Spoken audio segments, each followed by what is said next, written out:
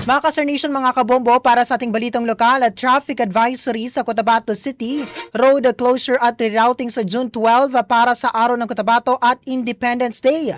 Para sa karagdagang detalye, nasa kabilang linya, Bombo Jerry Consinga.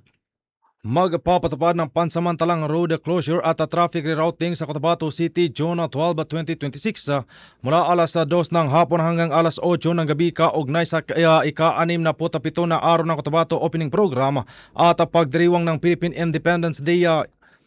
Ayon sa abiso, isasara ang ilang kalsada kabilang sa Japalagiani Street mula sa tapat ng Jollibee at Fuji Film hanggang sa bahagi ng BPI Cotabato Branch.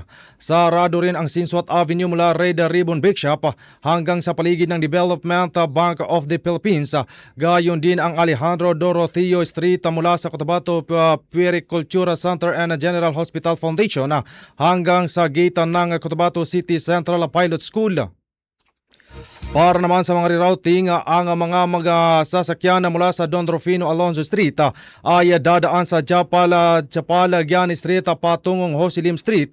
Ang mga rerouting vehicles ay itutuloy ang biyahe papuntang Salipada Kipindaton Street. Pinapayuhan ang mga motorista na maagang umalis o maglalaanan ng karagdagang oras sa biyahe, gumamit ng alternatibong ruta at sumunod sa traffic personnel na naka-duty sa lugar. Nagpaabot naman ng paalala ang mga otoridad ng pasasalamat sa kooperasyon ng publiko habang isinasagawa ang selebrasyon ng ika-67 na araw ng Cotabato at araw ng kalayaan. At yan ang aking report mula dito sa Cotabato City. Ako si Bombo Jerry Consing and this is Bombo Radio Philippines, the number one and most trusted source of news and information. Basta Radio Bombo!